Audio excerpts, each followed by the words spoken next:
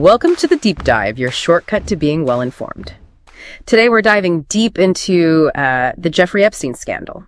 It's incredibly complex, far-reaching. Our mission here, it's really to unpack the profound vulnerabilities this whole case exposed. Right where power, wealth, and illicit activities intersected in some pretty shocking ways. We're going to tackle it from two key angles.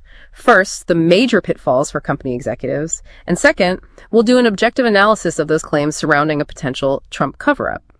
The goal is to give you the surprising facts, the practical insights, so you can connect the dots yourself and really understand what it all means for individuals, for institutions, navigating, well, a very interconnected world. Yeah, what's really striking is how the scandal just highlights this contagion effect of reputational risk. It shows how just associating even indirectly with someone like Epstein can unleash these massive negative consequences. It's a stark reminder, isn't it? One bad actor can, well, infect everyone they touch, reputationally speaking. And we saw that play out with some huge names, JP Chase, Deutsche Bank, even MIT. How did institutions like that, so sophisticated, get caught up in this? Exactly. They all faced intense public scrutiny, legal action.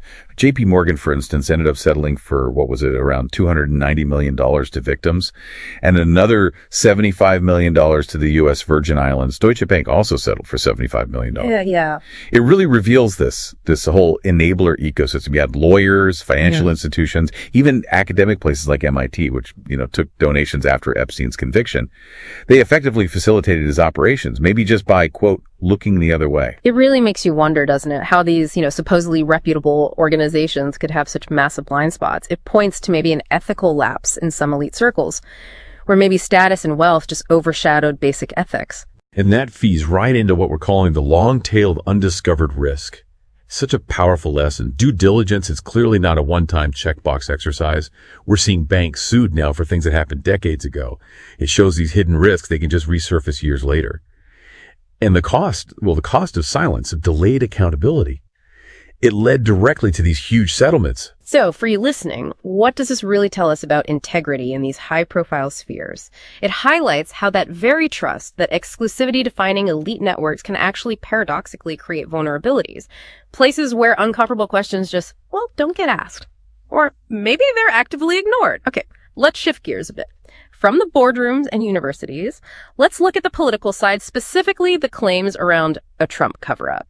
Now, Donald Trump and Epstein, they certainly had a social relationship going back a ways. There's that infamous 2002 quote from Trump calling Epstein a terrific guy who likes beautiful women as much as I do, and many of them are on the younger side. Plus, flight logs show Trump flew on Epstein's jet at least 7 times.